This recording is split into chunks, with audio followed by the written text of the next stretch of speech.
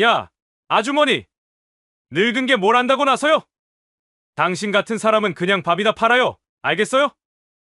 그 모욕의 말 한마디가 그녀의 지난 세월을 송두리째 흔들었습니다. 푸드트럭 국밥을 끓이던 50대 여인. 하지만 그 눈빛은 전투 중령의 눈빛이었죠. 이 국자는 밥만 끓이는 게 아닙니다. 사람의 양심도 끓일 수 있어요. 그렇게 시작된 한 여해병의 참교육. 그리고 밝혀지는 믿기 힘든 진실. 남편의 죽음, 비리의 배후, 그리고 세상에 숨겨진 아들의 존재까지. 그녀의 국밥은 뜨거웠지만 세상은 너무나 차가웠습니다. 구독, 좋아요, 알림 설정 부탁드립니다. 댓글에 지금 계신 곳을 적어주시면 제가 따뜻하게 인사드릴게요. 그럼 오늘의 이야기 속으로 들어가겠습니다. 겨울밤 찬바람이 불어오는 도심 외곽 푸드트럭 거리. 형형색색의 네온사인들이 어둠을 밝히고 있었습니다. 김이 모락모락 피어오르는 국물 냄새가 거리 전체를 감싸고 퇴근길 사람들이 하나둘씩 트럭 앞에 모여들기 시작했습니다. 그 중에서도 유난히 손님이 많은 트럭이 하나 있었죠. 낡았지만 깔끔하게 관리된 하얀색 트럭. 간판에는 미정인의 어묵국물이라고 손글씨로 적혀 있었습니다. 한미정은 국자를 능숙하게 들어 뜨거운 국물을 종이컵에 담아냈습니다. 52살의 나이지만 손놀림은 여전히 정확하고 빨랐습니다. 어묵국물 뜨끈하게 드세요. 오늘 무 많이 넣었으니까 시원할 겁니다. 그녀의 목소리는 부드러웠지만 어딘가 단단한 무언가가 깔려 있었습니다. 손님들은 고개를 끄덕이며 국물을 후루룩 마셨고 추운 겨울밤 따뜻함에 미소를 지었죠. 미정은 트럭 안에서 조용히 다음 손님을 기다렸습니다. 그녀의 얼굴에는 세월의 흔적이 깊게 새겨져 있었지만 눈빛만큼은 여전히 또렷했습니다. 허리를 숙여 어묵을 건지면서도 주변을 살피는 습관은 여전했죠. 군대에서 익힌 버릇이었습니다. 주변 상황을 항상 인지하고 위험을 미리 감지하는 것. 그건 해병대 중령으로 복무했던 시절부터 몸에 밴 본능이었습니다. 그때였습니다. 요란한 엔진 소리와 함께 검은색 대형 세단 한 대가 푸드트럭 거리로 들어섰습니다. 차는 좁은 골목길에 거침없이 들어오더니 급브레이크를 밟았고 타이어가 긁히는 소리가 밤 공기를 찢었습니다. 사람들이 놀라 뒤로 물러섰고 국물을 들고 있던 노인 한 분이 휘청거렸습니다. 차 문이 열리고 한 남자가 내렸습니다. 검은색 가죽 재킷을 입은 40대 초반의 남자 강철호였습니다. 그의 눈빛은 차갑고 거칠었으며 걸음걸이에서부터 폭력의 냄새가 풍겼죠. 뒤따라 2명의 부하가 내렸고 그들은 주변을 위압하듯 둘러보았습니다. 야, 여기 뭐 하는 데야? 길 막았잖아. 강철호가 소리쳤습니다. 그의 목소리는 밤거리를 울렸고 손님들은 숨을 죽였습니다. 그는 국물을 들고 서 있던 노인에게 다가갔습니다. 늙은 게 줄도 안 서고 여기서 뭐 하는 거야? 노인은 당황한 얼굴로 뒤로 물러서려 했지만 강철호는 거친 손으로 노인의 어깨를 밀쳤습니다. 순간 노인이 비틀거렸고 손에 들고 있던 뜨거운 국물이 공중으로 튀었습니다. 국물은 노인의 손등과 옷에 쏟아졌고 노인은 작은 신음을 흘렸습니다. 아, 뜨거워. 주변 사람들은 겁먹은 얼굴로 지켜볼 뿐 아무도 나서지 못했습니다. 강철호는 비웃듯 코웃음을 쳤습니다. 에이, 조심하지 그래. 늙어서 정신도 없나?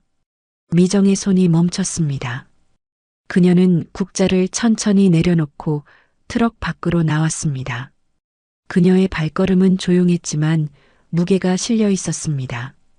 젊은 양반. 미정의 목소리가 낮게 울렸습니다. 강철호가 돌아봤습니다. 뭐야, 누구세요? 미정은 노인에게 다가가 부드럽게 부축했습니다. 괜찮으세요? 손 좀 봅시다. 노인은 떨리는 목소리로 대답했습니다. 괜찮아요, 괜찮습니다. 미정은 노인의 손을 살피며 차가운 물티슈로 화상 부위를 닦아줬습니다. 그리고 천천히 강철호를 바라봤습니다. 그 손 치워요. 강철호는 어이없다는 듯 웃었습니다. 뭐, 국밥 아줌마가 지금 나한테 훈계하는 거야? 그의 부하들도 비웃었습니다. 형님, 저 아줌마 정신이 나간 것 같은데요? 강철호가 미정에게 손을 뻗었습니다. 야, 아줌마. 여기가 어딘 줄 알고. 그 순간이었습니다. 미정의 손이 번개처럼 움직였습니다. 탁! 강철호의 팔목이 꺾이며 그의 몸이 앞으로 숙여졌습니다. 관절 기술이었습니다. 정확하고 깔끔한 동작, 군대에서 수백 번 반복 훈련한 기술이었죠. 강철호는 비명을 지르며 무릎을 꿇었습니다. 으악! 나. 미정은 차가운 목소리로 말했습니다. 국자는 밥을 끓이는 도구지만 정의를 지키는 무기가 될 수도 있어요. 그녀의 눈빛은 흔들림이 없었습니다. 강철호의 부하들이 달려들려 했지만 미정의 눈빛을 보고 멈칫했습니다. 그 눈빛은 수많은 전투를 겪어온 군인의 눈빛이었습니다. 미정은 강철호의 팔을 놓아줬습니다. 강철호는 비틀거리며 일어나 팔을 주무르며 뒤로 물러섰습니다. 그의 얼굴엔 당혹감과 분노가 뒤섞여 있었죠. 이 여자가 너 죽었어. 하지만 그때 강철호의 귀에 미정의 목소리가 들렸습니다. 그 목소리의 톤, 말투, 그리고 차분하면서도 단호한 억양. 강철호의 눈이 커졌습니다. 그는 미정을 다시 쳐다봤습니다. 희미한 가로등 불빛 아래에서 미정의 얼굴을 자세히 보자 어딘가 낯익은 느낌이 들었습니다. 15년 전 해병대 훈련소에서 봤던 그 단단한 표정. 그리고 그 목소리. 이 목소리 설마. 강철호는 중얼거렸습니다. 중령님? 미정은 대답하지 않았습니다. 그녀는 노인을 부축해 의자에 앉히고 다시 트럭 안으로 들어갔습니다. 강철호는 멍하니 서 있다가 부하들에게 손짓했습니다. 가자. 그들은 서둘러 차에 올라탔고 차는 요란한 소리를 내며 사라졌습니다. 거리는 다시 조용해졌고 사람들은 안도의 한숨을 내쉬었습니다. 미정은 트럭 안에서 국자를 다시 들었습니다. 그녀의 손은 여전히 흔들림 없이 국물을 떠냈습니다. 하지만 그녀의 눈빛 깊은 곳에는 오래된 기억이 스쳐 지나가고 있었습니다. 해병대 시절, 그리고 남편 윤석진의 얼굴. 겨울밤의 찬바람이 다시 불어왔고 미정은 조용히 눈을 감았습니다. 다음 날 아침 강철호는 사무실에 앉아 창밖을 멍하니 바라보고 있었습니다. 어젯밤 일이 계속 머릿속을 맴돌았죠. 그 여인의 목소리, 눈빛, 그리고 정확한 관절 기술. 모든 것이 15년 전 기억을 불러일으켰습니다.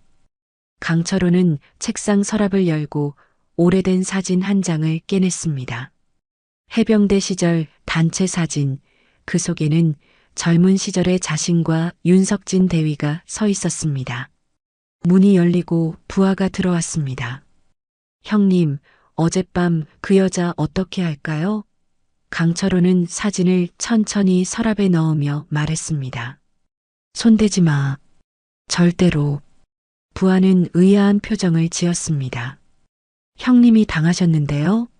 강철호는 낮게 중얼거렸습니다. 예전에 군에 있을 때 봤던 분이야. 한미정 중령. 해병대에서 전설처럼 불리던 분이지. 부하가 놀라며 물었습니다. 형님, 그 여자 아는 사람이에요? 강철호는 고개를 끄덕였습니다.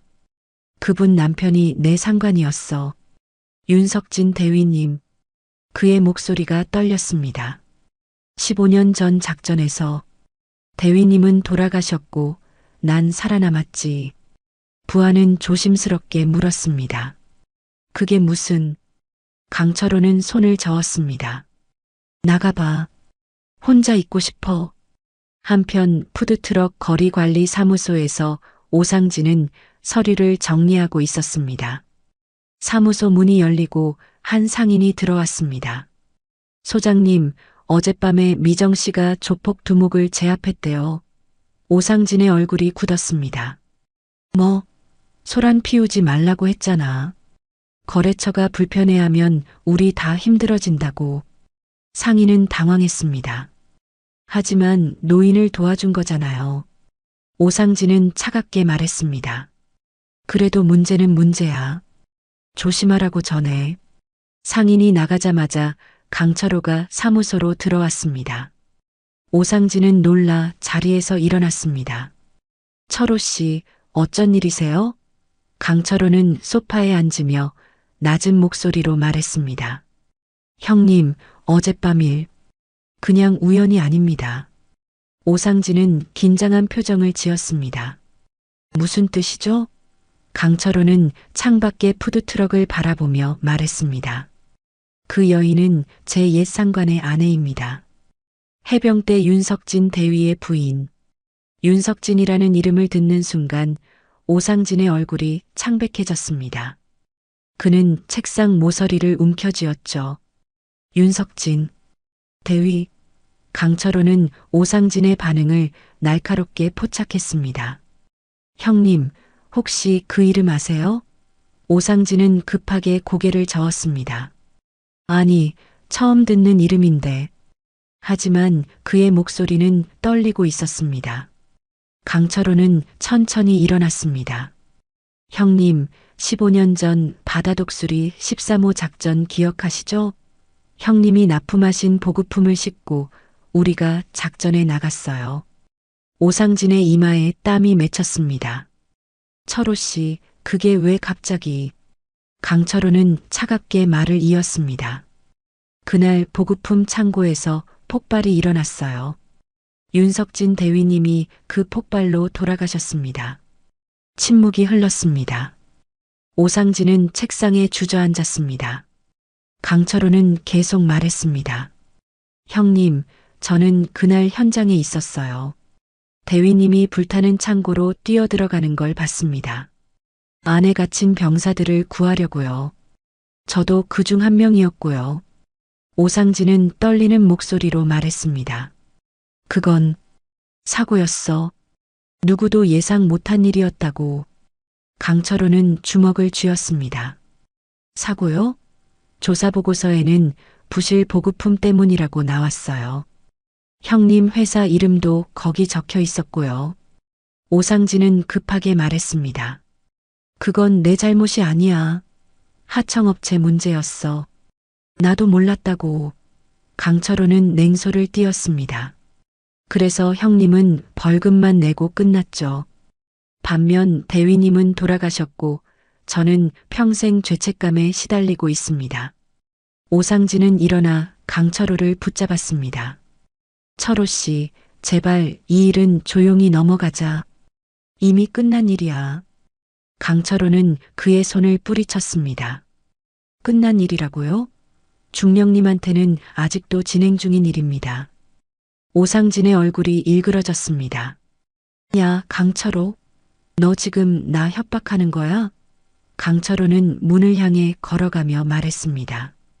협박이 아니라 경고입니다. 중령님께 함부로 대하지 마세요. 오상진은 책상을 쳤습니다. 이봐, 그날 일은 나도 피해자라고. 강철호는 돌아보지도 않고 사무소를 나갔습니다. 오상진은 혼자 남아 책상에 주저앉았습니다. 그의 손은 계속 떨리고 있었고 이마의 땀은 멈추지 않았죠. 창밖으로 푸드트럭 거리가 보였습니다.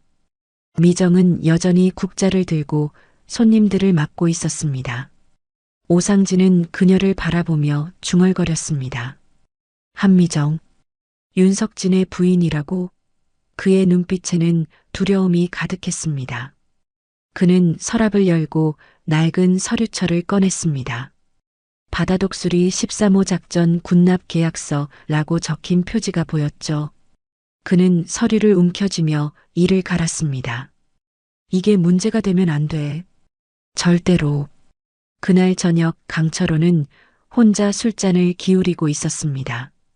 그의 앞에는 윤석진 대위의 사진이 놓여 있었습니다. 대위님, 그는 떨리는 목소리로 중얼거렸습니다. 그날 제가 도망쳤습니다. 대위님 대신 제가 살아남았어요. 눈물이 그의 뺨을 타고 흘러내렸습니다. 이젠 속죄해야겠죠.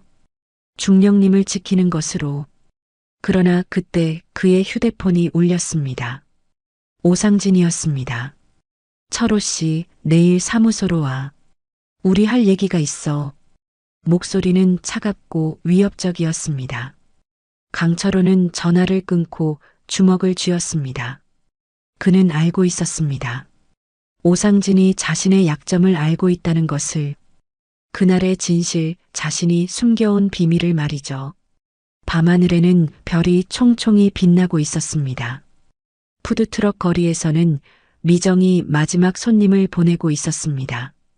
그녀는 트럭 문을 닫으며 하늘을 올려다봤습니다. 석진아.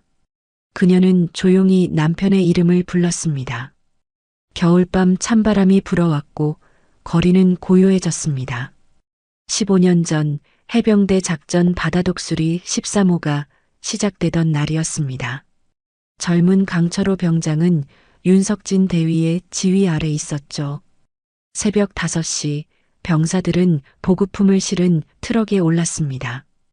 윤석진 대위는 부대원들을 점검하며 말했습니다. 오늘 작전은 중요해. 모두 긴장하고 안전수칙 지켜. 강철호는 고개를 끄덕이며 대답했습니다. 예, 대위님. 트럭이 출발하고 1시간쯤 지났을 때였습니다. 보급품 창고에 도착한 병사들은 물품을 하역하기 시작했습니다. 강철호는 무거운 상자를 들고 창고 안으로 들어갔죠. 그때 이상한 냄새가 났습니다. 대위님, 이 냄새 뭔가 이상한데요? 윤석진 대위가 다가와 상자를 살폈습니다. 이게 뭐야? 폭발물 표시가 잘못되어 있잖아. 그의 얼굴이 굳어졌습니다. 순간 창고 한쪽에서 불꽃이 튀었습니다. 누군가 담배를 피우다 떨어뜨린 불씨였죠. 윤석진 대위가 소리쳤습니다. 모두 나가. 지금 당장. 병사들이 황급히 창고 밖으로 뛰쳐나갔습니다. 하지만 강철호는 넘어져 발목을 삐끗했습니다. 으악! 그는 일어나려 했지만 통증 때문에 움직일 수 없었죠. 불길은 점점 번져가고 있었습니다. 윤석진 대위는 창고 밖으로 나가다 강철호가 없는 걸 알아챘습니다. 강 병장, 강철호. 그는 주저없이 다시 창고 안으로 뛰어들었습니다. 연기가 자욱한 창고 안에서 윤 대위는 강철호를 발견했습니다. 대위님, 저 때문에. 강철호는 울먹이며 말했습니다. 윤 대위는 그를 부축해 일으켰습니다. 말하지 마. 같이 나가자. 그는 강철호를 업고 출구를 향해 달렸습니다. 하지만 그때였습니다. 폭발물이 든 상자가 무너지며 출구를 막아섰습니다. 윤 대위는 다른 출구를 찾았지만 불길이 사방을 둘러싸고 있었죠. 대위님, 저를 두고 가세요. 강철호가 절규했습니다. 윤 대위는 고개를 저었습니다. 해병은 전우를 버리지 않아. 절대로. 그는 창고 벽을 발로 차기 시작했습니다. 낡은 목재 벽이 부서지며 작은 구멍이 생겼죠. 강 병장, 여기로 나가. 윤 대위는 강철호를 구멍 밖으로 밀어냈습니다. 강철호는 땅바닥에 떨어졌고 다른 병사들이 그를 끌어냈습니다. 대위님, 대위님도 나오세요. 강철호가 소리쳤습니다. 윤 대위는 구멍을 통해 나오려 했지만 그 순간 천장이 무너졌습니다. 그는 잔해에 깔렸고 움직일 수 없었죠. 강 병장. 윤대위의 목소리가 들렸습니다. 살아남아라. 꼭 살아남아. 그리고 폭발이 일어났습니다. 굉음과 함께 창고 전체가 불길에 휩싸였습니다. 강철호는 그 광경을 멍하니 바라볼 수밖에 없었습니다. 대위님, 대위님. 그는 비명을 지르며 창고로 뛰어들려 했지만 다른 병사들이 그를 붙잡았습니다. 안 돼. 이미 늦었어. 강철호는 그 자리에 무릎을 꿇고 울부짖었습니다. 제 잘못입니다. 다 제 잘못이에요. 일주일 후 군 조사팀이 사고 원인을 발표했습니다. 보급품 납품 업체의 부실 관리가 원인입니다. 폭발물 보관 규정을 위반했고 표시도 잘못되어 있었습니다. 조사팀장이 서류를 넘기며 말했습니다. 납품업체는 상진물산, 대표는 오상진입니다. 강철호는 그 이름을 듣고 주먹을 쥐었습니다. 하지만 결과는 허무했습니다. 오상진은 벌금 3천만 원만 내고 풀려났죠. 장례식 날 강철호는 윤석진 대위의 영정 앞에 섰습니다. 그때 한 여인이 다가왔습니다. 해병대 중령 계급장을 단 한미정이었습니다. 그녀의 얼굴은 창백했고 눈은 충혈되어 있었죠. 강철호는 그녀 앞에서 고개를 숙였습니다. 중령님, 죄송합니다. 제가 대위님을. 미정은 조용히 말했습니다. 병장, 고개 들어요. 강철호는 고개를 들었습니다. 미정은 그의 눈을 바라보며 말했습니다. 석진이는 해병이었어요. 전우를 구하는 게 그 사람의 선택이었습니다. 그녀의 목소리는 떨렸지만 단호했습니다. 병장이 잘못한 게 아니에요. 그러니 살아남은 걸 후회하지 마세요. 강철호는 눈물을 흘렸습니다. 하지만 중령님, 미정은 그의 어깨를 두드렸습니다. 대신 약속해요. 제대로 살겠다고. 그게 석진이가 바라는 겁니다. 현재로 돌아온 강철호는 눈을 떴습니다. 그는 여전히 사무실에 앉아 있었고 윤석진 대위의 사진을 바라보고 있었죠. 대위님, 저는 제대로 살지 못했습니다. 그의 목소리는 쓰라렸습니다. 조폭이 되어 사람들을 괴롭히고 돈을 뜯어냈습니다. 중령님과의 약속을 지키지 못했어요. 그는 사진을 가슴에 안았습니다. 이젠 속죄해야겠죠. 늦었지만 그때 휴대폰이 울렸습니다. 오상진이었습니다. 철호 씨, 내일 오전 10시에 사무소로 와. 안 오면 후회할 거야. 강철호는 전화를 끊고 창밖을 바라봤습니다. 푸드트럭 거리의 불빛이 희미하게 보였죠. 그는 중얼거렸습니다. 형님, 이번엔 제가 옳은 선택을 하겠습니다. 그의 눈빛에는 결심이 담겨 있었습니다.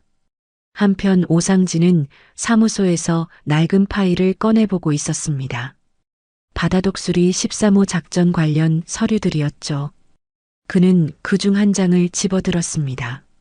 거기엔 강철호의 이름과 함께 사고 당시 구조됨이라고 적혀 있었습니다. 오상진은 냉소를 띠며 말했습니다. 강철호, 내가 말을 안 들으면 이 기록을 세상에 퍼뜨릴 거야. 내가 도망쳤다는 사실을 말이지. 그는 서류를 서랍에 넣으며 웃었습니다. 밤은 깊어가고 있었습니다. 미정은 푸드트럭을 정리하며 남편의 사진을 꺼내봤습니다. 석진아, 오늘도 무사히 하루를 마쳤어. 그녀는 사진에 입맞춤했습니다. 당신이 구한 사람들 어떻게 살고 있을까? 그녀는 알지 못했습니다. 그중 한 명이 어제 자신 앞에 무릎 꿇었던 강철호라는 것을. 사흘 후 저녁 오상진은 푸드트럭 거리로 들어섰습니다. 검은색 승용차에서 내린 그의 얼굴은 차갑게 굳어 있었죠. 손님들은 그의 분위기를 느끼고 자리를 피했습니다. 오상진은 미정의 트럭 앞에 섰습니다. 한미정 씨, 장사 접어요. 미정은 국자를 내려놓고 그를 바라봤습니다. 무슨 말씀이세요? 오상진은 서류를 꺼내 보였습니다. 이 구역은 내 허락 없인 못 버텨요. 영업 정지 처분 내릴 수 있어요. 미정은 차분하게 대답했습니다. 소란은 제가 일으킨 게 아닙니다. 오상진은 비웃었습니다. 그게 중요한 게 아니야. 여긴 내 구역이라고. 미정은 그의 눈을 똑바로 바라보며 말했습니다. 허락보다 양심이 먼저입니다. 오상진은 코웃음을 쳤습니다. 양심? 그걸로 돈이 되나? 순간 미정이 조용히 물었습니다. 당신 윤석진 대위 이름은 들어봤습니까? 오상진의 얼굴에서 혈색이 사라졌습니다. 그의 손이 떨렸죠. 그 이름은 어디서 들은 거야? 미정은 차갑게 대답했습니다. 남편입니다. 그 작전에 참여한 보급 담당이 당신이었다고 하더군요. 오상진은 뒤로 물러섰습니다. 그건 오해요. 하청업체 문제였어. 미정의 목소리가 낮게 깔렸습니다. 상진물산 대표 오상진. 부실 보급품 때문에 제 남편은 불타는 창고로 들어가야 했어요. 오상진은 말문이 막혔습니다. 그만해요. 과거 얘기는. 오상진이 소리쳤습니다. 미정은 싸늘히 돌아섰습니다. 과거요? 저한테는 현재입니다. 매일 남편 없이 사는 게 얼마나 힘든지 아세요? 오상진은 주먹을 쥐었습니다.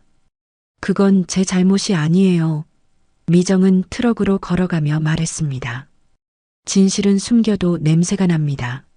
썩은 돈의 냄새처럼. 오상진의 얼굴이 일그러졌습니다. 그는 휴대폰을 꺼내 전화를 걸었습니다. 구청 위생과죠? 푸드트럭 위생 불량 신고합니다. 당장 점검 나와주세요. 전화를 끊고 그는 냉소를 지었습니다. 내일 위생 점검 나옵니다. 준비 잘하세요. 미정은 대답하지 않았습니다. 오상진은 차에 올라타며 중얼거렸습니다. 당신이 먼저 건드린 거요. 후회해도 늦어. 그날 밤 늦게 오상진은 사무소로 돌아왔습니다. 불을 켜자 누군가 어둠 속에 앉아 있었습니다. 강철호였습니다. 형님, 어제 중령님께 뭐라고 하셨어요? 오상진은 짜증스럽게 대답했습니다. 내일이야. 신경 꺼. 강철호는 자리에서 일어났습니다. 중령님을 건드리지 말라고 했잖아요. 오상진은 비웃었습니다. 야, 너 누구 편이야? 그는 서랍에서 낡은 서류를 꺼내 책상에 던졌습니다. 바다독수리 13호 작전 기록. 내 이름 여기 있어. 사고 당시 구조됨이라고. 강철호의 얼굴이 창백해졌습니다. 오상진은 냉소를 지었습니다. 내가 이걸 언론에 흘리면 어떻게 될까? 내가 도망쳤다는 소문이 퍼지면? 강철호는 주먹을 쥐었습니다. 형님, 그건 거짓말이에요. 저는 다쳤고 대위님이 저를. 오상진은 손을 저었습니다. 누가 믿겠어? 조폭이 된 내가 사실은 겁쟁이였다는 게 더 믿을 만하지. 강철호는 서류를 움켜쥐었습니다. 형님, 이러시면 안 됩니다. 오상진은 서류를 빼앗으며 말했습니다. 입 닫고 조용히 해. 안 그러면 내 과거 다 터뜨린다. 강철호는 무릎을 꿇었습니다. 형님, 제발 중령님만은 건드리지 마세요. 저한테 뭘 하셔도 좋으니까. 오상진은 그를 내려다보며 비웃었습니다. 뭘 해도 좋다고? 그럼 내일부터 매일 이 구역 관리비 2배로 받아와. 푸드트럭 사장들한테서. 강철호는 고개를 들었습니다. 그건 너무 과해요. 사람들이. 오상진은 차갑게 말했습니다. 싫으면 나가. 그리고 내 과거랑 함께 사라져. 강철호는 떨리는 손으로 일어났습니다. 알겠습니다. 그는 비틀거리며 사무소를 나갔습니다. 복도에서 그는 벽에 기대어 주저앉았습니다. 대위님, 저는 또 도망치고 있습니다. 눈물이 그의 뺨을 타고 흘러내렸습니다. 이번에도 제대로 싸우지 못하고 다음 날 아침 구청 위생과 직원들이 미정의 트럭 앞에 도착했습니다. 위생 점검 나왔습니다. 미정은 차분하게 문을 열었습니다. 들어오세요. 직원들은 꼼꼼하게 트럭 내부를 살폈습니다. 냉장고 온도, 식재료 보관 상태, 조리도구 청결도.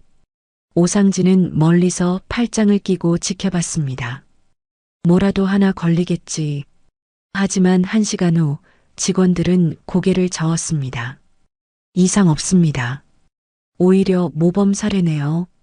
점검 책임자가 말했습니다. 신고 내용과 전혀 다른데요? 누가 허위 신고한 거 아닙니까? 오상진의 얼굴이 굳었습니다. 미정은 조용히 말했습니다. 해병대에서 배웠어요. 준비성과 청결함을. 직원들은 고개를 끄덕이며 떠났습니다. 오상진은 이를 갈며 다가왔습니다. 운이 좋았네요. 미정은 국자를 들며 대답했습니다. 운이 아니라 원칙입니다. 해병은 항상 준비되어 있어요. 오상진은 비웃었습니다. 좋아요. 다음엔 이렇게 쉽게 안 끝날 겁니다. 미정은 그를 똑바로 바라봤습니다. 저도 쉽게 물러서지 않을 겁니다. 남편이 목숨 걸고 지킨 정의를 저는 국자로 지킬 거예요. 그날 저녁 강철호는 푸드트럭 거리를 배회하고 있었습니다. 그는 미정의 트럭을 멀리서 바라봤습니다. 중령님을 지켜야 하는데 어떻게? 그때 한 푸드트럭 사장이 다가왔습니다. 철호 씨, 관리비가 갑자기 2배래요? 이거 너무한 거 아니에요? 강철호는 고개를 숙였습니다. 죄송합니다. 제가 어쩔 수 없어서요. 사장은 한숨을 쉬었습니다. 우리도 먹고 살기 힘든데 미정 씨는 어떻게 하래요? 오 소장이 미정 씨 눈엣 가시로 여기잖아요. 강철호는 주먹을 쥐었습니다. 내가 중령님을 위험에 빠뜨리고 있어. 그는 결심했습니다. 더 이상은 안 돼. 이번엔 제대로 싸워야 해. 그는 휴대폰을 꺼내 어딘가에 전화를 걸었습니다. 여보세요? 군 감찰실입니까? 제보할 게 있습니다. 며칠 후 미정의 휴대폰이 울렸습니다. 낯선 번호였죠. 여보세요? 차분한 남자 목소리가 들렸습니다. 안녕하세요. 변호사 김지훈입니다. 조폭 자금 세탁 관련 제보를 받았습니다. 미정은 경계하며 물었습니다. 저한테 왜 전화하신 거죠? 김지훈은 대답했습니다. 오상진이라는 인물과 관련된 사건입니다.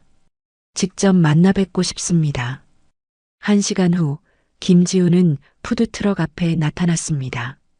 30대 중반의 단정한 남자였습니다. 한미정 씨? 미정은 고개를 끄덕였습니다. 김지훈은 명함을 건넸습니다. 제 차에서 얘기할까요? 미정은 잠시 망설이다 따라갔습니다. 차 안에서 김지훈은 서류를 펼쳤습니다. 오상진이 조폭과 결탁해 이 지역을 착취하고 있습니다. 그리고 15년 전 군납 비리도요. 미정의 표정이 굳었습니다. 군납 비리라니? 김지훈은 문서를 가리켰습니다. 바다독수리 13호 작전. 오상진의 회사가 납품한 보급품 때문에 폭발 사고가 일어났죠. 미정의 손이 떨렸습니다. 그게 제 남편이 순직한 사건입니다. 김지훈은 놀라 서류를 확인했습니다. 윤석진 대위의 부인이십니까? 미정은 눈물을 참으며 고개를 끄덕였습니다. 김지훈의 얼굴이 창백해졌습니다. 혹시 한미정 중령님? 미정은 그를 바라봤습니다. 어떻게 아세요? 김지훈은 떨리는 목소리로 말했습니다. 저 2005년도에 로티씨 교육받았습니다. 중령님께. 미정은 그를 자세히 살폈습니다. 키 크고 조별과제 엉망으로 했던 생도. 김지훈은 쓴웃음을 지었습니다. 네, 맞습니다. 침묵이 흘렀습니다. 김지훈은 조심스럽게 물었습니다. 중령님, 왜 여기서? 미정은 창밖을 바라봤습니다. 남편 없이는 군에 있을 수 없었어요. 새로 시작하려고 이 일을 선택했죠. 김지우는 고개를 숙였습니다. 죄송합니다.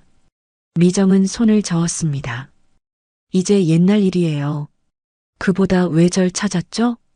김지우는 진지하게 말했습니다. 오상진을 고발하려 합니다. 그리고 대위님 사건도 재조사하고 싶어요. 미정은 고개를 저었습니다. 끝난 일을 건드리면 더 힘들어져요. 김지우는 서류를 내밀었습니다. 하지만 진실은 밝혀져야 합니다. 누가 책임져야 하는지. 미정은 서류를 받아들었습니다. 그 안에는 오상진의 비리 증거들이 담겨 있었죠. 제보자가 내부 자료를 넘겼습니다. 김지훈이 설명했습니다. 하지만 결정적 증거가 더 필요해요. 미정은 직감적으로 물었습니다. 제보자가 강철호? 김지훈은 놀라며 그녀를 바라봤습니다. 어떻게? 미정은 한숨을 쉬었습니다. 그 사람, 남편이 구한 병사 중 하나예요. 그날 작전에 있었죠. 김지우는 자료를 뒤적였습니다. 강철호. 맞네요. 그런데 지금은 조폭 조직에 있습니다. 미정은 쓸쓸히 웃었습니다. 살아남은 죄책감이 그를 망가뜨렸나 봐요. 김지우는 진지하게 말했습니다. 중령님이 도와주시면 오상진을 잡을 수 있습니다. 대위님을 위해서라도. 미정은 한참을 고민했습니다. 남편의 얼굴이 떠올랐죠. 좋아요. 미정이 결심했습니다. 하지만 조건이 있어요. 강철호는 건드리지 마세요. 김지우는 고개를 끄덕였습니다. 알겠습니다. 타깃은 오상진뿐입니다. 두 사람은 악수를 나눴습니다. 그 순간 김지우는 미정의 손을 보며 이상한 느낌을 받았습니다. 어딘가 익숙한 그리운 느낌이었죠. 그날 밤 김지우는 사무실로 돌아와 금고를 열었습니다. 그 안에는 오래된 봉투 하나가 있었습니다. 입양 부모님이 돌아가시기 전 남긴 것이었죠. 그는 봉투를 열어 안에 든 서류를 꺼냈습니다. 해병대 병원 출생 신고서, 출생자 김지훈, 무한미정, 부 윤석진. 김지훈의 손이 떨렸습니다. 그는 의자에 주저앉았습니다. 중령님이, 제 어머니. 그의 머릿속이 복잡해졌습니다. 왜 저를 입양 보냈을까? 왜 아무 말도 안 하셨을까? 서류를 보니 그가 태어난 날짜는 윤석진 대위가 순직하기 한 달 전이었습니다. 아버지는 제가 태어난 걸 알고 계셨을까? 김지우는 서류를 움켜쥐었습니다. 눈물이 흘러내렸죠. 어머니, 아버지. 그는 평생 부모를 그리워했습니다. 입양 부모님은 좋은 분들이었지만 친부모에 대한 궁금증은 늘 있었죠. 그리고 지금 그 답을 찾았습니다. 하지만 어떻게 말해야 할지 몰랐습니다. 중령님께 이 사실을 알려야 할까? 한편 오상진은 강철호를 불러냈습니다. 야, 제보한 게 너지? 강철호는 고개를 저었습니다. 아닙니다, 형님. 오상진은 그의 멱살을 잡았습니다. 거짓말하지 마. 내부 자료가 새어나갔어. 너 말고 누가 있어? 강철호는 침묵했습니다. 오상진은 그를 밀쳤습니다. 이 배신자야. 내가 중령님 편들겠다는 거지? 강철호는 일어나 오상진을 똑바로 바라봤습니다. 형님이 먼저 배신하셨어요. 대위님을 죽게 만들고도 반성 안 하시잖아요. 오상진은 비웃었습니다. 반성? 내가 왜 반성해? 난 살아남으려고 한 것뿐이야. 강철호는 주먹을 쥐었습니다. 그럼 저도 제 길을 가겠습니다. 이제 형님 말 안 듣겠어요. 오상진은 서랍에서 서류를 꺼냈습니다. 좋아. 그럼 이 기록 언론에 넘긴다. 내가 도망쳤다는 사실. 강철호는 서류를 빼앗아 찢어버렸습니다. 하세요. 이제 두렵지 않아요. 진실이 밝혀지는 게 더 중요합니다. 오상진은 당황했습니다. 이 미친놈이. 강철호는 돌아서며 말했습니다. 중령님께 가겠습니다. 모든 걸 말씀드리고 용서를 구할 거예요. 강철호는 사무실을 나와 푸드트럭으로 향했습니다. 멀리서 미정이 국자를 들고 있는 모습이 보였습니다. 그는 무릎을 꿇고 고개를 숙였습니다. 중령님, 모든 걸 고백하겠습니다. 그날 일도 오상진과의 관계도 저를 용서해 주세요. 미정은 국자를 내려놓고 그에게 다가갔습니다. 강 병장, 고개 들어요. 당신이 제보자였군요. 미정은 강철호를 일으켜 세웠습니다. 들어와요. 국물이라도 한 잔 드세요.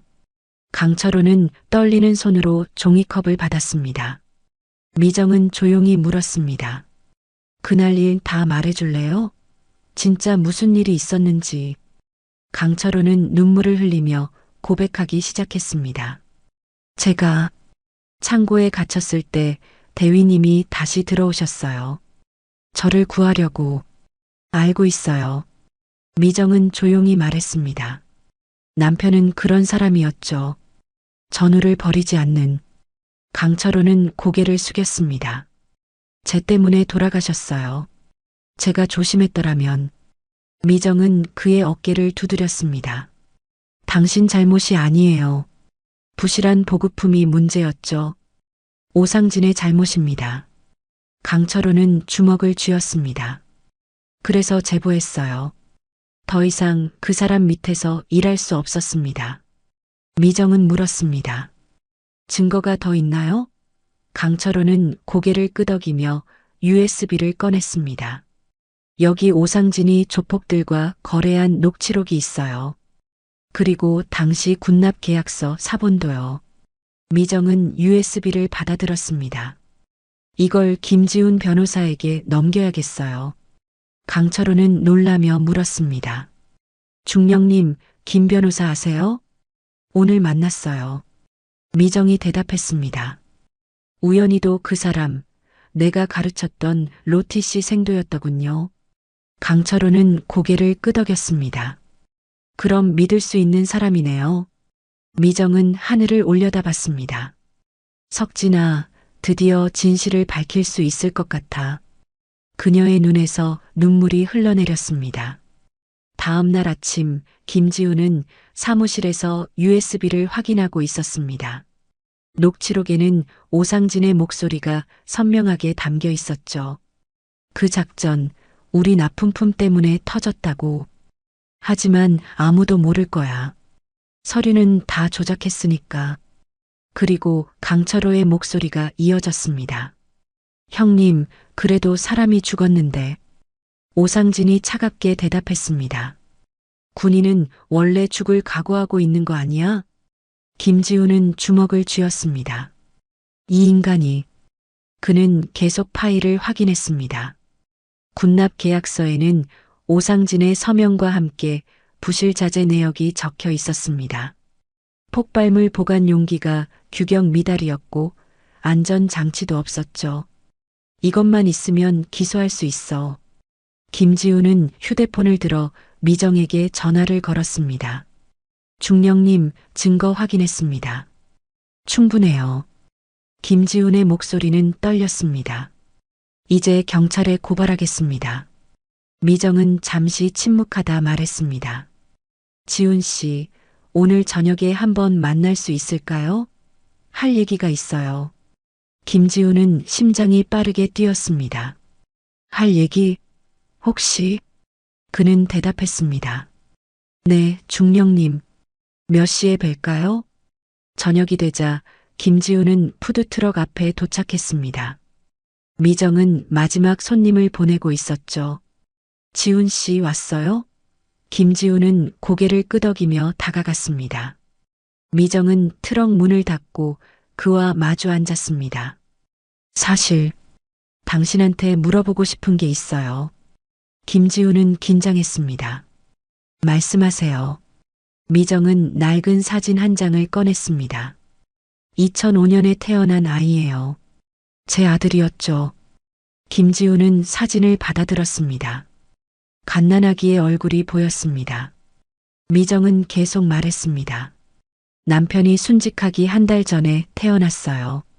하지만 키울 수 없었어요. 혼자서는. 김지훈의 손이 떨렸습니다. 그래서 친정에 맡겼는데 어머니도 돌아가시고 결국 입양을 보냈어요. 미정의 목소리가 떨렸습니다. 평생 후회하며 살았죠. 하지만 그게 아이를 위한 최선이라고 생각했어요. 김지우는 주머니에서 서류를 꺼냈습니다. 중령님, 저예요. 제가 그 아이입니다. 미정은 얼어붙었습니다. 뭐라고? 김지우는 출생신고서를 내밀었습니다. 출생자 김지훈, 무한미정, 부윤석진. 미정은 서류를 보며 손을 입에 가져갔습니다. 지훈이, 내 아들. 김지훈은 눈물을 흘렸습니다. 네, 어머니. 저 지훈이에요. 찾았어요. 드디어. 미정은 그를 끌어안았습니다. 미안해. 정말 미안해. 버려서. 김지훈은 고개를 저었습니다. 아니에요. 어머니가 최선을 다하신 거 알아요. 두 사람은 한참을 울었습니다. 미정은 그의 얼굴을 쓰다듬었습니다. 석진이 닮았어. 정말 많이 닮았어. 김지우는 아버지 사진을 꺼냈습니다. 이 사진 입양 부모님이 주셨어요. 아버지 모습이에요. 미정은 사진을 보며 울음을 터뜨렸습니다. 당신, 아들 봐요. 우리 아들 이렇게 컸어요. 한참 후 두 사람은 진정했습니다. 김지우는 진지하게 말했습니다. 어머니, 이제 제가 어머니의 싸움을 돕겠습니다. 아버지를 죽게 만든 자를 반드시 처벌하겠어요. 미정은 그의 손을 잡았습니다. 고마워. 하지만 위험할 거야. 김지우는 미소를 지었습니다. 해병의 아들은 역시 해병이에요. 두렵지 않아요. 다음 날 김지우는 검찰청으로 향했습니다. 그는 증거 자료와 함께 고발장을 제출했습니다. 오상진을 군납 비리와 공갈 혐의로 고발합니다. 검사는 자료를 검토했습니다. 증거가 충분하네요. 바로 수사 착수하겠습니다. 김지우는 고개를 숙였습니다. 부탁드립니다. 15년 전 억울하게 돌아가신 분을 위해서라도. 그날 오후 오상진은 사무실에서 전화를 받았습니다. 오상진 씨죠? 검찰입니다. 출두 요청서를 발송했으니 확인하세요. 오상진의 얼굴이 창백해졌습니다. 검찰이라고요? 무슨... 전화는 끊어졌습니다. 그는 부들부들 떨며 강철호에게 전화를 걸었습니다. 내가 한 짓이지? 이 배신자야. 하지만 강철호는 전화를 받지 않았습니다. 오상진은 사무실을 나와 차에 올라탔습니다. 도망쳐야 해. 지금 당장. 하지만 그때 검은색 승용차 2대가 그를 막아섰습니다. 수사관들이 내렸습니다. 오상진 씨 군납 비리 및 공갈 혐의로 긴급 체포합니다. 오상진은 비명을 질렀습니다. 아니야. 오해예요. 하지만 수갑은 그의 손목에 채워졌습니다. 그날 저녁 뉴스에 속보가 떴습니다. 15년 전 해병대 작전 폭발 사고, 군납 비리로 재수사. 미정은 트럭 안에서 뉴스를 보며 눈물을 흘렸습니다. 김지훈이 옆에서 그녀의 손을 잡았습니다. 어머니, 해냈어요. 아버지께 떳떳해질 수 있어요. 미정은 하늘을 올려다보며 중얼거렸습니다. 석진아, 봤지? 우리 아들이 해냈어. 정의를 지켰어. 일주일 후 검찰청 조사실에는 긴장감이 흘렀습니다. 오상진은 수갑을 찬 채 의자에 앉아 있었고 검사는 증거 서류를 펼쳐놓았습니다. 오상진 씨, 이 녹취록에 당신 목소리가 명확히 담겨 있습니다. 부인하시겠습니까? 오상진은 땀을 흘리며 고개를 저었습니다. 그건 맥락을 모르고 들으면 오해할 수 있어요. 검사는 차갑게 웃었습니다. 맥락이요? 우리 납품품 때문에 터졌다는 말이 무슨 맥락입니까? 오상진은 입술을 깨물었습니다. 저도 피해자예요. 하청업체가 잘못한 거고. 검사는 또 다른 서류를 내밀었습니다. 하청업체 계약서 보세요. 당신이 직접 서명했고 검수도 당신 책임이었습니다. 변명의 여지가 없어요. 오상진은 고개를 떨구었습니다. 검사는 계속 말했습니다. 15년 전 윤석진 대위는 당신의 부실 납품 때문에 목숨을 잃었습니다. 그리고 당신은 벌금만 내고 빠져나왔죠. 하지만 이번엔 다릅니다. 추가로 공갈, 협박, 조폭 자금 세탁 혐의까지 있습니다. 오상진은 비명을 질렀습니다. 제발 기회를 한 번만 주세요. 검사는 자리에서 일어났습니다. 기회는 10년 전에 주어졌습니다. 당신이 버린 거예요. 조사실 문이 열리고 미정과 김지훈이 들어왔습니다. 오상진은 그들을 보며 얼굴이 일그러졌습니다. 한미정, 당신 때문에. 미정은 차갑게 그를 바라봤습니다. 제 때문이 아니에요. 당신 스스로 선택한 길입니다. 김지훈은 서류를 검사에게 건넸습니다. 추가 증거입니다. 오상진이 푸드트럭 상인들에게 부당하게 관리비를 착취한 내역이에요. 검사는 서류를 검토하며 고개를 끄덕였습니다. 이 정도면 징역 10년은 나오겠네요. 오상진은 의자에서 무너졌습니다. 안 돼. 안 돼. 경찰이 그를 부축해 끌고 나갔습니다. 복도에서 미정은 유리창 너머로 끌려가는 오상진을 바라봤습니다. 석진아, 이제 편히 쉬어. 그녀는 조용히 중얼거렸습니다. 김지우는 어머니의 어깨를 감싸 안았습니다. 어머니, 이제 끝났어요. 미정은 눈물을 닦으며 미소를 지었습니다. 아니야. 이제 시작이야. 우리의 새로운 시작. 그날 저녁 강철호는 푸드트럭 앞에 나타났습니다. 그의 손에는 꽃다발이 들려 있었습니다. 중령님, 미정은 국자를 내려놓고 그를 맞았습니다. 강 병장, 강철호는 무릎을 꿇었습니다. 용서해 주세요. 제가 진작 용기를 냈더라면 대위님도 중령님도 이렇게 고생하지 않으셨을 텐데. 미정은 그를 일으켜 세웠습니다. 일어나요. 당신도 피해자였어요. 강철호는 고개를 저었습니다. 아니에요. 저는 비겁했어요. 살아남은 게 두려워서 도망쳤습니다. 미정은 그의 어깨를 두드렸습니다. 하지만 결국 돌아왔잖아요. 그걸로 충분해요. 석진이도 기뻐할 거예요. 강철호는 눈물을 흘렸습니다. 감사합니다, 중령님.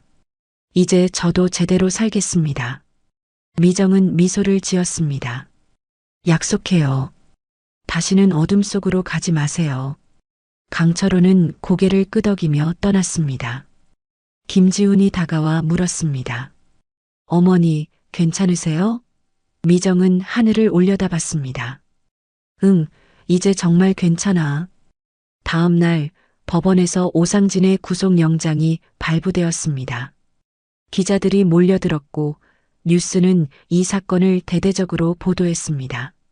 15년 만에 밝혀진 군납비리, 유족의 끈질긴 추적이 진실을 드러내다. 미정은 집에서 뉴스를 보며 남편의 사진을 쓰다듬었습니다. 맞지? 당신을 죽게 만든 자가 처벌받았어. 김지우는 어머니 옆에 앉았습니다. 어머니, 이제 뭐 하고 싶으세요? 미정은 창밖을 바라봤습니다. 트럭은 계속할 거야. 석진이랑 시작한 꿈이었거든. 작은 식당 하나 여는 게. 김지우는 고개를 끄덕였습니다. 그럼 제가 도와드릴게요. 법률 자문도 필요하시면 언제든지. 미정은 아들의 손을 잡았습니다. 고마워, 아들. 한 달 후 1심 선고 공판이 열렸습니다. 판사는 엄숙하게 판결문을 읽었습니다. 피고인 오상진은 군납비리, 공갈, 횡령 등의 혐의로 징역 12년을 선고한다. 방청석에서 미정과 김지우는 손을 맞잡았습니다. 오상진은 고개를 떨구고 있었죠. 판사는 계속 말했습니다. 피고인의 범죄로 인해 한 군인이 목숨을 잃었고 유가족은 15년간 고통받았습니다. 엄중한 처벌이 필요합니다. 법정을 나서며 미정은 기자들에게 둘러싸였습니다. 소감 한 말씀 해주세요. 미정은 마이크 앞에 섰습니다. 복수가 아니었습니다. 진실을 밝히고 싶었을 뿐입니다. 남편이 왜 떠나야 했는지, 누가 책임져야 하는지 기자가 물었습니다. 앞으로 계획은요? 미정은 미소를 지었습니다. 국밥집 하나 차릴 겁니다. 남편과의 약속이었거든요. 김지우는 어머니를 부축하며 법원을 나섰습니다. 밖에는 푸드트럭 상인들이 기다리고 있었습니다. 미정 씨, 고생하셨어요.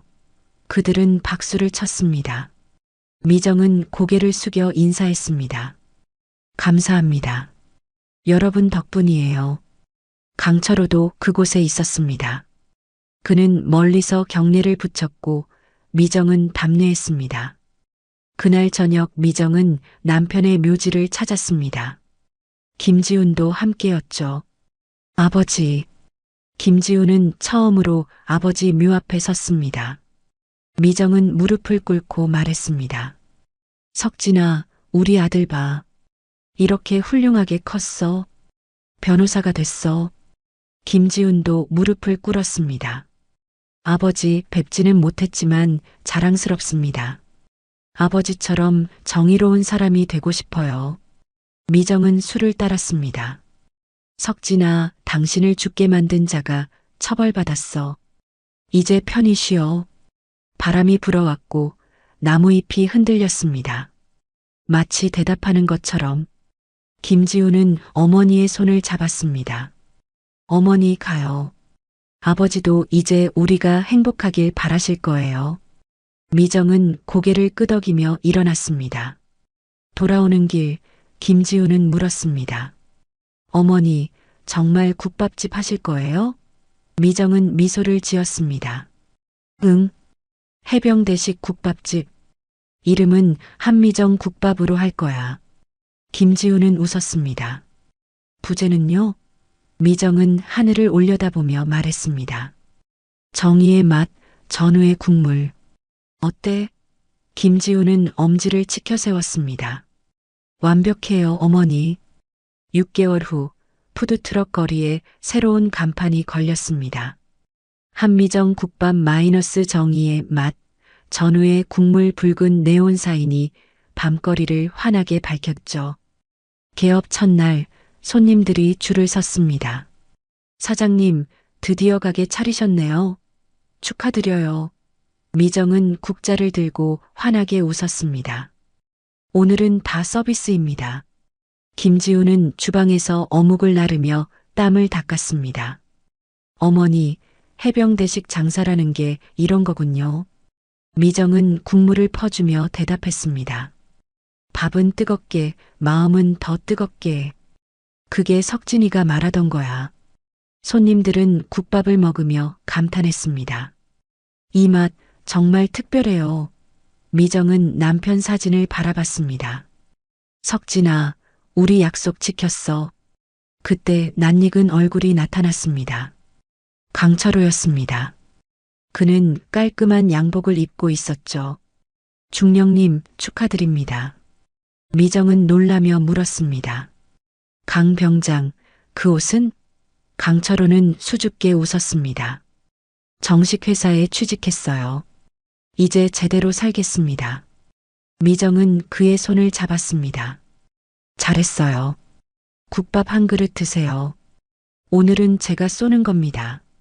일주일 후 지역신문에 기사가 실렸습니다. 해병대 중령 출신, 정의를 지킨 국밥집을 열다. 기사는 삽시간에 퍼졌고 사람들이 몰려들기 시작했습니다. SNS에는 응원 메시지가 쏟아졌죠. 꼭 가보고 싶어요. 이런 분이 진짜 영웅입니다. 미정은 매일 새벽부터 밤까지 일했지만 행복했습니다. 어느 날 한 노인이 가게를 찾았습니다. 해병대 전후의 배지를 달고 있었죠. 여기가 한미정 국밥집입니까? 미정은 고개를 끄덕였습니다. 노인은 눈물을 글썽이며 말했습니다. 저 윤석진 대위님 동기였습니다. 신문 보고 찾아왔어요. 미정의 가슴이 뛰었습니다. 석진이 동기셨어요? 노인은 고개를 끄덕이며 주저앉았습니다. 그 친구가 그렇게 떠났다는 걸 이제야 알았습니다. 저녁 후 연락이 끊겼는데 미정은 그를 부축해 자리에 앉혔습니다. 국밥 대접하겠습니다. 석진이가 제일 좋아하던 거예요. 노인은 국밥을 먹으며 옛날 이야기를 꺼냈습니다. 윤대위는 항상 전우를 먼저 생각했어요. 한 번은 제가 다쳤을 때 20kg를 업고 걸었죠. 김지우는 그 이야기를 들으며 눈시울이 붉어졌습니다. 노인이 떠난 후 미정은 남편 사진 앞에 섰습니다. 석진아, 내 친구들이 찾아오고 있어. 모두 너를 기억하고 있어. 김지훈이 옆에서 말했습니다. 어머니, 아버지는 정말 대단한 분이셨네요. 미정은 아들의 어깨를 감싸 안았습니다. 그래. 그래서 우리도 그렇게 살아야 해. 석 달이 지나자 가게는 더욱 번창했습니다. 미정은 해병대 전역자 2명을 직원으로 고용했습니다. 여러분, 이 가게는 우리 전우들의 터전입니다. 직원들은 경례를 붙였습니다. 충성? 미정은 웃으며 손을 저었습니다. 여긴 군대 아니에요. 편하게 일하세요.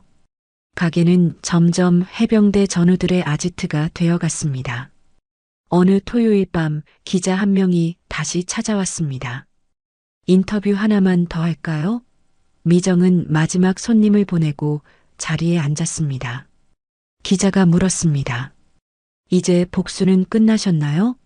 미정은 고개를 저었습니다. 복수가 아니었어요. 해병은 이기기 위해 싸우지 않습니다. 옳기 위해 싸우죠. 기자는 감동한 표정으로 받아 적었습니다. 앞으로의 계획은요? 기자가 다시 물었습니다. 미정은 주방을 둘러보며 대답했습니다. 매달 수익금 일부를 군인 유가족 지원에 쓸 겁니다. 그리고 어려운 전우들에게 일자리를 제공하고요. 김지훈이 덧붙였습니다. 이 가게는 단순한 식당이 아니에요. 해병 정신을 이어가는 곳입니다. 기자는 고개를 끄덕이며 카메라 셔터를 눌렀습니다. 인터뷰가 끝나고 미정과 김지훈은 가게 문을 닫았습니다. 두 사람은 옥상으로 올라가 도시의 야경을 바라봤습니다. 어머니, 행복하세요? 김지훈이 물었습니다. 미정은 별을 올려다보며 미소를 지었습니다. 응. 석진이가 떠난 후 처음으로 진짜 행복해. 내가 있고 할 일이 있으니까. 김지훈은 어머니의 손을 잡았습니다. 저도 행복해요, 어머니. 아버지를 닮은 어머니 곁에서. 미정은 눈물을 닦았습니다. 우리 잘하고 있는 거지? 김지훈은 확신에 찬 목소리로 대답했습니다. 물론이죠. 아버지도 자랑스러워 하실 거예요. 두 사람은 서로를 안았습니다. 그 위로 별이 쏟아지고 있었습니다. 거리 아래에서 붉은 네온 사인이 깜빡였습니다. 한미정 국밥 마이너스 정의의 맛, 전우의 국물 그 불빛은 어둠 속에서도 환하게 빛났습니다. 마치 등대처럼 길을 잃은 이들에게 방향을 알려주듯 미정은 국자를 들었던 손으로 아들을 감싸 안았습니다. 국물은 식어도 해병의 마음은 끓는다. 그녀는 조용히 중얼거렸습니다. 김지우는 고개를 끄덕였습니다. 그리고 그 마음은 다음 세대로 이어집니다. 미정은 아들을 바라보며 웃었습니다. 맞아. 이제 내가 이어갈 차례야. 김지우는 다짐했습니다. 변호사로서, 아들로서, 그리고 해병의 자식으로서 제대로 살겠습니다. 미정은 그의 머리를 쓰다듬었습니다. 그래, 우리 아들. 새벽이 다가오고 있었습니다. 동쪽 하늘이 밝아지기 시작했죠. 미정과 김지우는 옥상에서 일출을 바라봤습니다.